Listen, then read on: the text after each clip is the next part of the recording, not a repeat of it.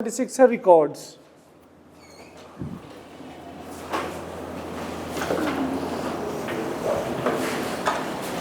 नहीं, ये तो आप चैप्टर 19 पे निकाल लिया, ये नहीं था। मैं इनकम टैक्स के रिकॉर्ड्स की बात कर रहा हूँ। इनकम टैक्स का जो चैप्टर है, ठहरे यार मुझे निकालना पड़ना, मेरा उसका दरअसल बंद हो गया।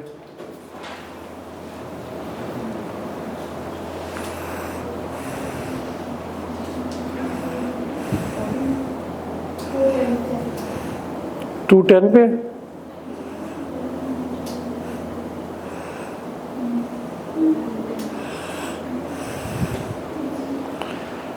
जी, पेज नंबर 210। जो हमने लास्ट वर्किंग डे में रिकॉर्ड्स पढ़ा था वो पढ़ा था सेल टैक्स का। ये मैं बात कर रहा हूँ इनकम टैक्स की। ये मैंने जस्ट आपको एक ओवरव्यू देना है, जो इसको थोड़ा सा आपको क्रैम ही करना पड़ना है कि किस किस्म का रिकॉर्ड मेंटेन करता है वो।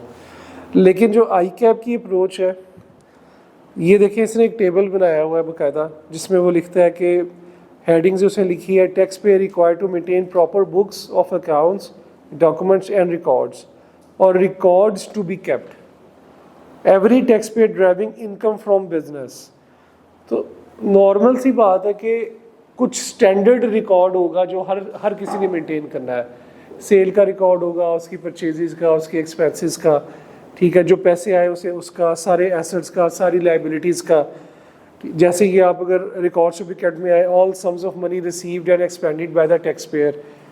दूसरा point, all sales and purchases of the goods, all the assets, all the liabilities in case of taxpayer engages assembly, production, manufacturing, mining or like activity, all items of the cost relating to utilization of material, labor and other inputs. The books of the accounts, the documents and records to be maintained in this chapter shall be maintained for 6 years. ये भी मैं आपको बताता हूँ, इस वाली line के अलावा पढ़े ज़रा। The provision of maintaining the book shall not apply where any proceeding under the ordinance is pending before any other authority। और ये भी बाद में बताता। फिलहाल रिकॉर्ड्स के ऊपर तरह फोकस करें तो कुछ बेसिक किस्म का रिकॉर्ड है जो सब ने मेंटेन करना है, परचेजेस का, सेल्स का, सही है ये सारा। लेकिन आई कैप क्या पूछता है, इसी टेबल के अंदर आप अगर आए तो 30 रूल का subsection 1, tax payer with business income up to 5 lakh and new tax payer during income from business. नीचे है tax payer with business income exceeding 5 lakh. ये पूछता है आई कैप कि किसकी इनकम 5 लाख से ज्यादा है या 5 लाख से कम है, तो उसने क्या रिकॉर्ड रखना है। ठीक है, तो ये थोड़ा सा आपको इस डिफरेंशिएशन के साथ इन रिकॉर्ड्स को क्रैम करना पड़ेगा, थोड़ा सा इसको याद दहानी रखनी पड़ेगी इसकी। इसी तरह आप नीचे आए तो पेज नंबर 213 में मैन्युफैक्चरर किस किस्म का रिकॉर्ड रखेगा जिसका टर्नओवर एक्सीड कर रहा है 25 लाख से, ठीक है, 2.5 मिलियन से जिसका टर्नओवर एक्सीड कर रहा है। तो every tax payer driving income chargement the income from salary, property, capital gains और अदर। तो ये जो फर्क के साथ जहां जहां उसने बताया हुआ है ना, इस चीज़ को ज़रा ज़्यादा अच्छे तरीके से आप लोगों ने इसको रिटेन करना है। बताने का मकसद ये था कि उसने आईकैप में 2 से 3 दफ़ा ये पूछ लिए बात।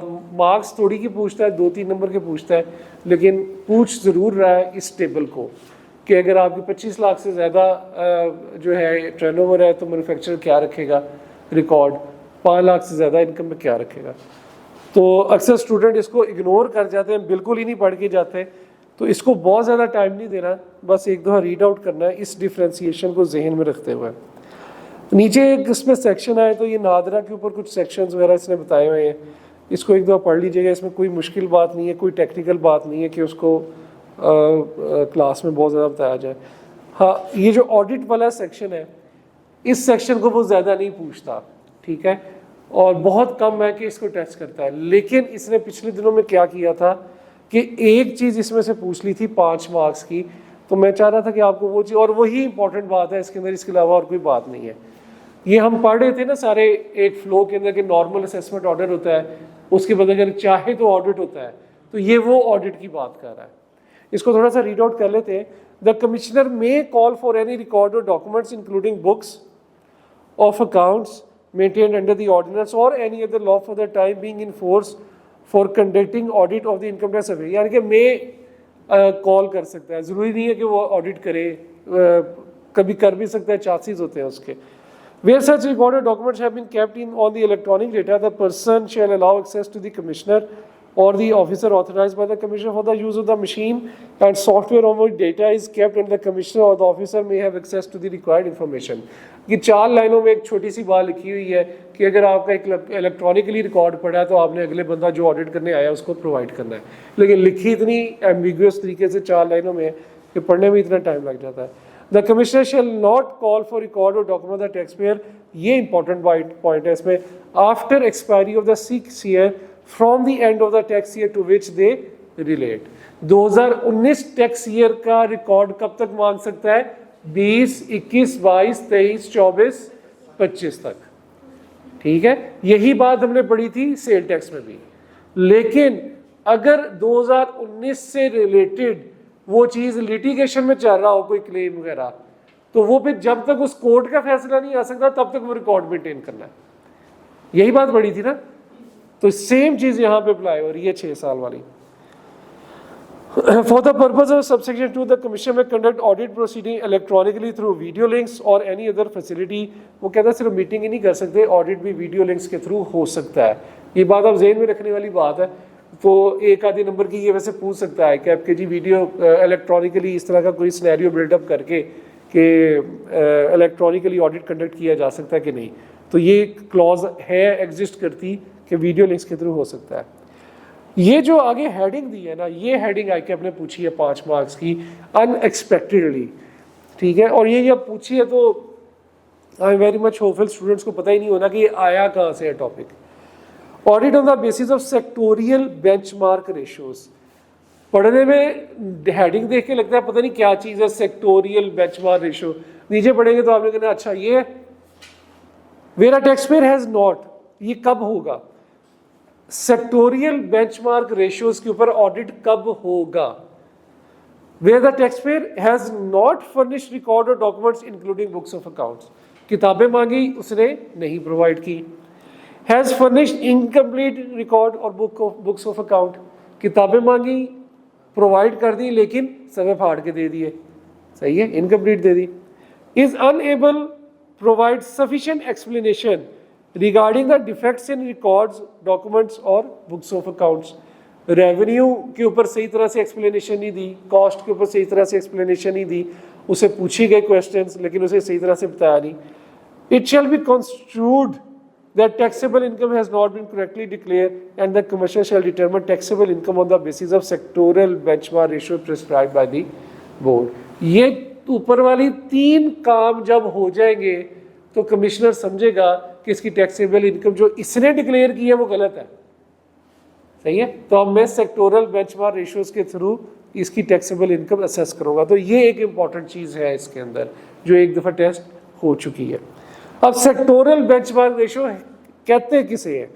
It means standard business sector ratios notified by the board on the basis of comparative cases, जिसके अंदर शामिल है financial ratios, production ratios, GP ratios, net profit ratios, recovery ratio, wastage ratio and such other ratio in respect of such sector as may be prescribed. सारी ratios आपने पढ़ी हुई है ना रेशियोज, इसमें फाइनेंशियल भी आ जाएंगी, परफॉर्मेंस भी आ जाएंगी, वेस्टेज वगैरह, लेकिन उस सेक्टर से रिलेटेड।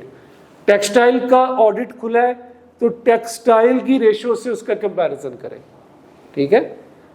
मैन्युफैक्चरिंग कंपनी अगर कोई है, कंज्यूमर गुड्स की, उसका ऑडिट अगर खुला है तो उसकी रेशियो सेक्टोरल, सेक्टर से मिला सेम सेक्टर की रेशियो से उसका ऑडिट किया जाएगा। तो इसको ये सारा जो है वो ऑडिट उसने कहा है कि आगे देख लेते हैं क्या लिखे है। After obtaining the record of the person the commissioner shall conduct an audit किया जाएगा। After completion of the audit the commissioner if considered necessary after obtaining text explanation on all the issues in the audit के अंदर अगर कुछ ज़रूरत पड़ी तो जितने भी टेक्निकल इश्यूज हैं उनकी उससे एक्सप्लेनेशन लेगा। After issuing the audit report the commissioner if considered necessary amend the assessment order as the case may be after providing an opportunity heard of being head of the tax pair under subsection 9। ये वही वाली बात है, normal assessment order के बाद audit हुआ, audit के बाद एक्सप्लेनेशन मांगी, वो शो कॉस्ट ये उसकी बात कर रहा है, और फिर उसने अमेंडेड असेसमेंट ऑर्डर इशू कर दिया। तो ये कोई इतनी इंपॉर्टेंट बात नहीं है, ये नहीं पूछने लगा आप लोगों से। The provision of this section shall not apply to a person whose income tax affair have been audited in any of the preceding 4 tax years. This is important. ठीक है, पिछले 4 सालों में अगर उसकी चीज़ें ऑडिट हो चुकी हैं तो ये सेक्शन उस पर अप्लाई नहीं होता। ठीक है, ये तो नहीं ना तरीका कि हर साल दूसरे तीसरे साल उसी का ऑडिट स्टार्ट कर लो। तो ये सेक्शंस अप्लाई नहीं होंगे उस पर्सन पे जिसके income tax affairs have been audited in any of the preceding 4 tax years. However, Commission may select a person under one section for audit with the approval of the board. हाँ, board की approval से उसको फिर भी select किया जा सकता है। ठीक है, बोर्ड की अप्रूवल से उसको दोबारा भी सिलेक्ट किया जा सकता है।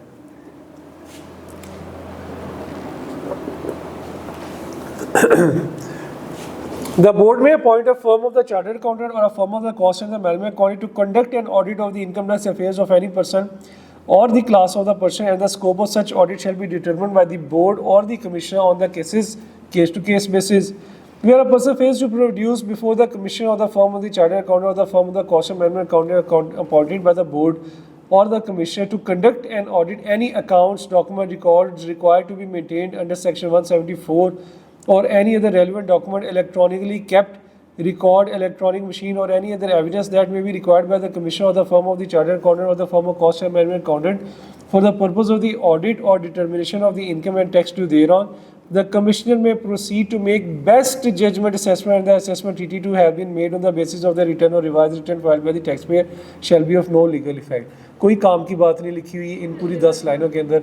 ऑलरेडी हम लोग पढ़ चुके हैं कि जी अगर उसको रिकॉर्ड नहीं देगा तो बेस्ट जजमेंट असेसमेंट होती है। ये बात पढ़ी हुई है ना, सेक्शन 121 के अंदर 4 बंदे थे, उन चारों बंदे में एक ऐसा बंदा भी था जिसको ऑडिट के लिए रिकॉर्ड मांगा और उसने रिकॉर्ड नहीं दिया। तो ये वही बात को इसने इतने लंबे पैराग्राफ में फजूल किस्म का एक्सप्लेन करके लिखा हुआ है।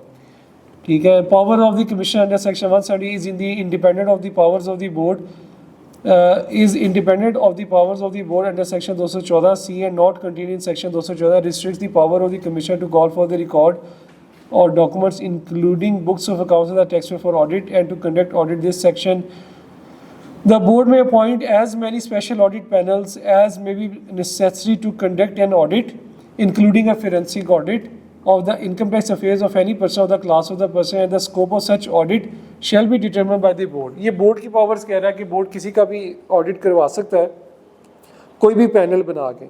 जो पैनल है, relevant provisions are summarised below. जो पैनल होगा that comprise of any 2 or more members from officer inland revenue, firm of chartered accountant, firm of cost management accountant or any other person directed by the board. ये जहाँ पे panels वगैरह की बात आती है ना, इस चीज़ को थोड़ा सा ज़रा जेहन में रखा करें, ये इसको पूछा जा सकता है।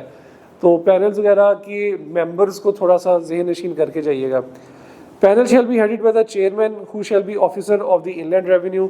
वो जो ऑडिट करने के लिए पैनल बनाएगा उसका जो चेयरमैन होगा वो ऑफिसर इनलैंड रेवेन्यू होगा। Powers under section 175 and 176 for the purpose of conducting an audit shall only be exercised by the officer in the revenue who are member or the members of the panel and authorized by the commissioner. Simple सी बात है इसमें। Where a person fails to produce before the, ये वही वाली D वाली जो बात है, ये वही ऊपर वाली बात है जो भी सारी हमने इतनी लंबी पढ़ी थी कि उसकी बेस्ट जजमेंट असेसमेंट ये लोग कर सकते हैं। If any member of the panel not being the chairman is absent from conducting an audit, the proceeding may continue and the audit conducted by the special audit panel shall not be invalid or be called into question merely on account of such absence. कोई panel में से कोई बंदा छुट्टी पे होगा तो audit फिर भी होता रहेगा। ऐसा नहीं होगा कि वो जो ऑडिट है वो इलीगल हो जाएगा, इनवैलिड हो जाएगा, ऐसा नहीं है। Functions performed by the officer or the officer of the Inland Revenue as members of the special audit panel to conduct audit shall be treated has been performed by the special audit panel. The board may prescribe the mode and manner of the constitution procedure and working of the special audit panel. इसमें देखा जाए तो इसमें testing के लिहाज से कुछ भी नहीं है सिवाय 2-3 बातों के कि उसके ऑडिट कंडक्ट हो सकता है, 6 साल से ज़्यादा का नहीं हो सकता। दूसरी बात ये सेक्टोरल बेंचमार्क रेशो वाली इंपॉर्टेंट है। तीसरी के 4 साल जो है उस 4 साल के अंदर दोबारा ऑडिट नहीं हो सकता अनटिल अनलेस बोर्ड उसको दोबारा से अलाउ कर दे। और उसके लिए बोर्ड जो है कोई भी पैनल बना सकता है और पैनल के ये 4 मेंबर हो सकते हैं।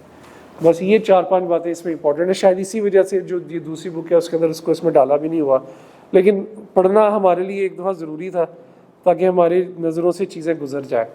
तो ओवरऑल ये जो दोनों टॉपिक्स हैं, रिकॉर्ड्स और ऑडिट, इससे बहुत ही कम पास पेपर्स में सवाल आए हैं, 2-2, 3-3, 4-4 मार्क्स के। तो आपने भी इसको जब टाइम देना है तो बस इतना, ऑडिट वर्क को तो टाइम ज़्यादा देने की ज़रूरत ही नहीं, बस जो आज पढ़ लिया इसी को याद में रखें, इसको दोबारा से पढ़ने की ज़रूरत नहीं। हाँ, रिकॉर्ड्स को ज़रा एक दफ़ा देख लीजिएगा जाके, ताकि इसके अंदर अगर किसी भी किस्म का प्रॉब्लम है, थोड़ी सी ये जो डिफ्रेंसीशन की है इसने न्यूमेरिक वैल्यू के साथ, वो जहन में रहे।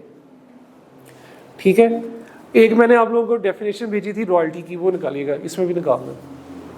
जिस तरह आपने असेसमेंट के भेजे हैं क्वेश्चंस, इसके भी भेजे रिकॉर्ड्स है, रिकॉर्ड्स के जिस तरह आपने असेसमेंट के क्वेश्चन भेजे हैं इस तरह रिकॉर्ड के भी भेज देता हूँ आज।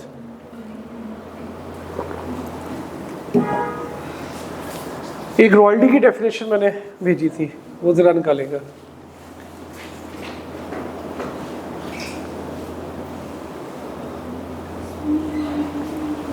निकाल लें बिल्कुल सारे।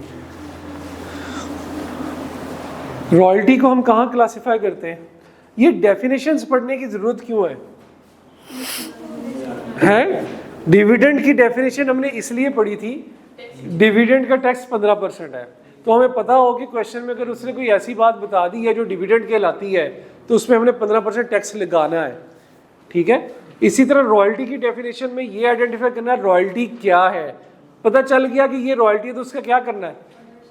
इनकम फ्रॉम अदर सोर्स के अंदर जाएगी।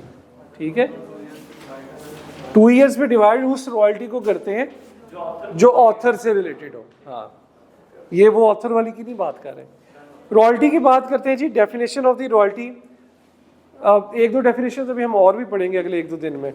Royalty means any amount paid और पेएबल, पे कर दी है या देने वाली है, डिस्क्राइब्ड या कंप्यूटेड, जिसको रॉयल्टी कह दिया है या नहीं भी कहा, वेदर पीरियोडिकली और लमसम, एक ही दफ़ा दे दे सारी या कुछ किस्तों में दे।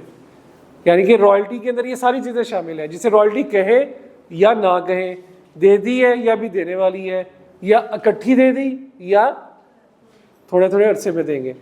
As a consideration for, royalty means any amount paid as a consideration for. अगर आप इस तरह पढ़े तो सारी रहेगी, royalty means any amount paid as a consideration for, कोई भी पैसे जो दे दिए हैं कंसिडरेशन फॉर, मतलब क्या चीज लेने के, कोई चीज लेते हैं तो उसकी कंसिडरेशन में देते हैं ना, consideration for the use of, एक एक चीज पढ़े इसमें से, द यूज ऑफ, ये देखिए इतनी लंबी लाइन लिखी है, द यूज ऑफ डिजाइन या सीक्रेट फॉर्मूला। ठीक है, समझने के लिए कह रहा हूं, है ये सारी चीजें ही, अभी समझने के लिए जरा एक एक वर्ड के साथ समझें। As a consideration for the use of secret formula, आपने कोई सीक्रेट फॉर्मूला इस्तेमाल किया, उसकी कंसिडरेशन में जो पैसे दे रहे हैं वो रॉयल्टी है।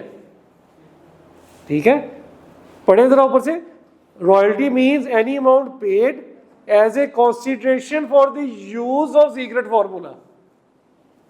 सही है, आगे चले।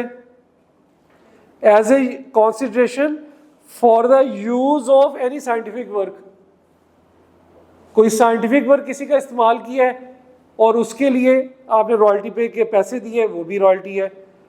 द रिसीट ऑफ और receipt of any visual images और साउंड, कोई आपने विजुअल इमेजेस या साउंड रिसीव किए हैं, उसकी पेमेंट की है।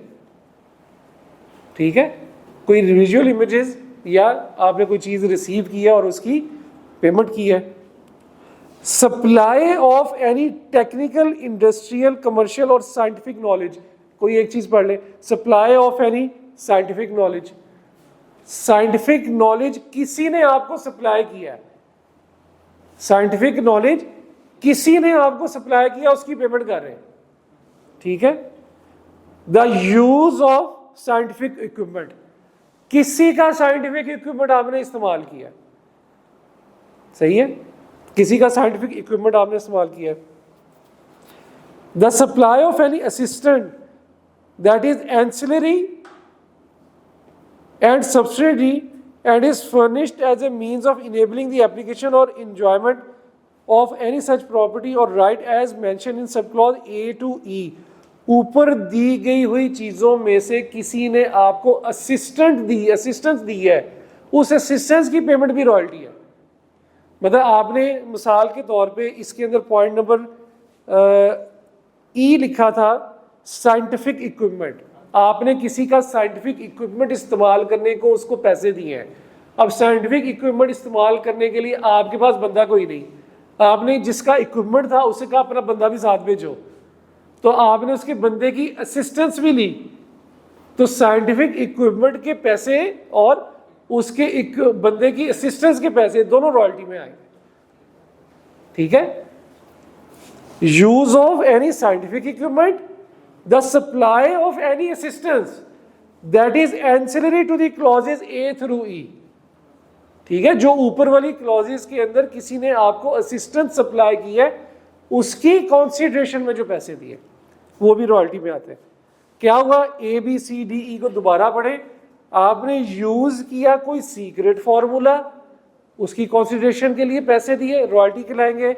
आपने यूज किया किसी का साइंटिफिक वर्क, उसकी कंसीडरेशन में पैसे दिए, वो भी रॉयल्टी कराएंगे।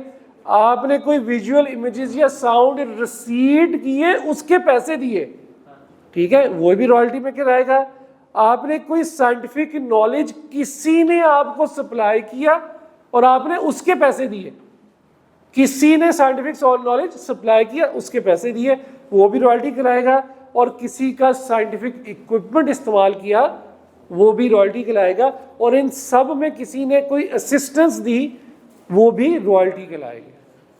ठीक है, तो बाकी जो इसके साथ चीज़ें वगैरह लिखी हुई हैं वो उसके साथ पार्ट एंड पार्सल है। डिस्पोजल ऑफ एनी प्रॉपर्टी, जी पढ़े जरा, डिस्पोजल ऑफ एनी प्रॉपर्टी और राइट ट्रांसफर इन सब क्लॉजेज ए थ्रू ई। अच्छा, ये जो ए से ई तक की चीज़ें लिखी हैं, अभी तक हमने पढ़ा था इनको इस्तेमाल करने के ऊपर जो पैसे आ रहे दे रहे हैं वो रॉयल्टी है। इस क्लॉज में लिखा है अगर वो चीज़ें डिस्पोज ऑफ कर दी गई आपको और आपने उसके अगेंस्ट पैसे दिए, यानी कि उसको खरीद भी लिया, वो भी रॉयल्टी में कहलाएगा, वो भी रॉयल्टी में कहलाएगा। साइंटिफिक वर्क किसी का खरीद लिया, वो भी रॉयल्टी में कहलाएगा। उसको इस्तेमाल किया, वो भी रॉयल्टी में कहलाएगा। तो अगर उसका डिस्पोजल, यार ये बंद हो गया, अगर उसका डिस्पोजल भी है तो वो भी रॉयल्टी में कहलाएगा। ठीक है, इस तरह से है। ऊपर उसने पहले सारी बातें लिखी, इस्तेमाल की, यूज की, और नीचे देखिए उसे जी में क्या लिख दिया, the disposal of any property और राइट रेफर्ड इन सब क्लॉजेज ए थ्रू ई। ए से ई में जो बातें लिखी हुई हैं उनके राइट की डिस्पोजल या प्रॉपर्टी या डिस्पोजल, उस प्रॉपर्टी का डिस्पोजल या उसके राइट का डिस्पोजल भी अगर वो होगा तो वो भी रॉयल्टी कहलाएगा। ठीक है, तो इस वजह से ये चीज़ें याद रखना ज़रूरी है कि इसमें सीक्रेट फार्मूला भी आता है, डिज़ाइन मॉडल भी आता है, पेटेंट भी आता है, इन्वेंशंस भी आता है और ट्रेडमार्क्स भी आता है। तो इन सारी चीज़ों को थोड़ा सा ज़हन में रखना भी ज़रूरी है कि ये सारा कुछ रॉयल्टी में आएगा। अब आते हैं बी पॉइंट में, the use of or right to use any copyright of a literary, artistic or scientific work including films or videotapes for use in connection with the television or the tapes in connection with the radio broadcasting, but shall not include consideration for the sale, distribution or exhibition of cinematograph films। ठीक है, ये जो cinematograph films हैं इनकी cell इसके अंदर शामिल नहीं होगी। विजुअल इमेजेस का यूज करके उसके पैसे देना रॉयल्टी में आएगा। ठीक है, फिल्म का यूज करके उसकी पेमेंट करना रॉयल्टी में आएगा, लेकिन अगर फिल्म सेल कर दी उसने, वो फिर रॉयल्टी में नहीं आएगी। वो फिर रॉयल्टी में, उसे सेल कर दी और आप जो पेमेंट कर रहे हैं वो फिर रॉयल्टी में नहीं आएगी। नीचे हालांकि उसने लिखा था, लेकिन ये एक्सेप्शन है उसके अंदर। नीचे उसने ये बात लिखी थी जी के अंदर कि ए से ई के अंदर सारी चीज़ें डिस्पोज ऑफ कर देंगे तो वो रॉयल्टी में भी वो भी आएगी। लेकिन जो बी के अंदर ये वाली लाइन लिखी है ना स्पेसिफिकली कि but shall not include consideration for the sale distribution or exhibition of cinematograph films. Cinematograph films की सेल यूज़ या एग्जीबिशन जो है सेल डिस्ट्रीब्यूशन और या एग्जीबिशन जो है वो इसके अंदर फॉल नहीं करेंगी, बाकी सारी चीज़ें इसमें आएंगी।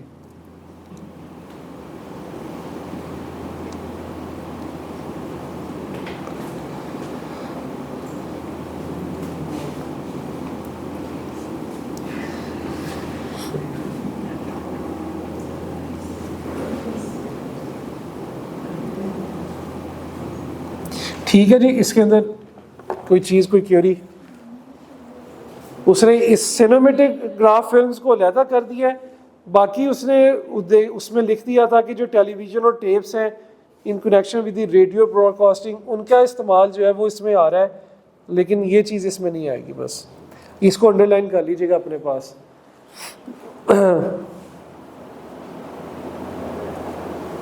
इसको मैं देखूंगा, शायद ICAP ने कभी टेस्ट किया हो,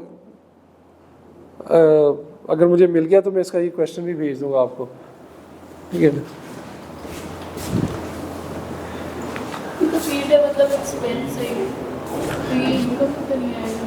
ये रॉयल्टी इसको कंसिडर किया जाएगा, हम पे कर रहे हैं ना किसी को, तो हम जिसको मिल रही है वो उसकी रॉयल्टी है। जिसको पे कर रहे हैं, अगर हमें मिल रही है तो हमारी रॉयल्टी है, जिसको पे कर रहे हैं तो उसकी रॉयल्टी है। सेल टैक्स का क्वेश्चन निकालें जो आपको टेस्ट में आया था, वो सवाल करते हैं। क्वेश्चन मैंने जो 3 यहाँ करवाए थे वो आपने किए घर जाके, सबने हो गए थे। आपका शायद एक क्वेश्चन आया हुआ तो वो मैं आपको जवाब दे देता हूँ, मैंने देखा था, मैं थोड़ा बिजी था।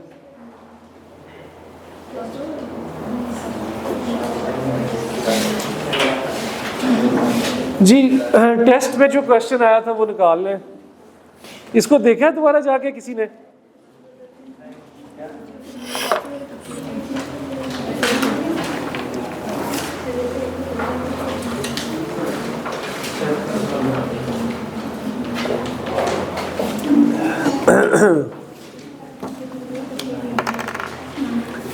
सेल टैक्स के क्वेश्चन में वर्किंग नंबर 1 हमारी इनपुट की होगी, वर्किंग नंबर 2 हमारी अपॉर्शनमेंट की होगी, और वर्किंग नंबर 3 हमारी सेल्स टैक्सेबल सप्लाईज की होगी, और ये मेरा फ्रंट पेज होगा। इस फ्रंट पेज के ऊपर सबसे पहले मैं अपना आउटपुट मेंशन करूँगा। इस आउटपुट में से मैं लेस करूँगा अगर मेरा ब्रॉड फॉरवर्ड इनपुट है एक्चुअल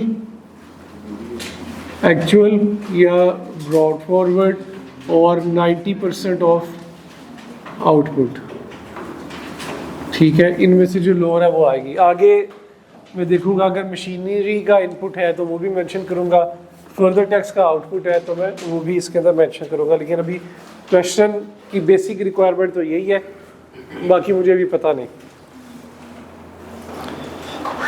गुम्मन एसोसिएट्स, अच्छा पहले रिक्वायरमेंट देखें कि हम लोगों ने amount of sale tax payable या रिफंडेबल बनानी है या इनपुट टैक्स कैरी फॉरवर्ड करना है for the tax year Feb 23, यानी कि हमारा जो टैक्स है दैट इज़ जो टैक्स ड्यूरेशन है ईयर है, ईयर तो नहीं कहना चाहिए, टैक्स मंथ है, that is Feb 23।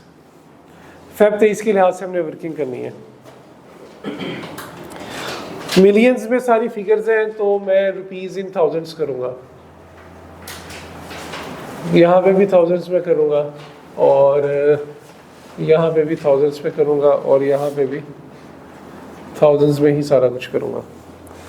Women Associate is a sole proprietor business and registered under the Sale Tax Act and is engaged in the multiple businesses। मुख्तलिफ काम कर रहा है, कोई एक काम जो कर रहा है उसको नहीं मेंशन किया। क्वेश्चन को फोकस करें, अपने पास लिखे ना, सोल्यूशन आप लोगों के पास है। समझने वाला सवाल है, समझ आ गई तो लिख भी खुद ही लेंगे। Women has allocated 20% of its factory area for the residencies of its worker following information has been extracted for the GS record for the month of Feb 2023। ये जो ऊपर वाली 3-4 लाइंस होती हैं ना, ये लाजमी गौर से पढ़ा करें। बेसिकली इसके अंदर वो इसी तरह की इन्फॉर्मेशन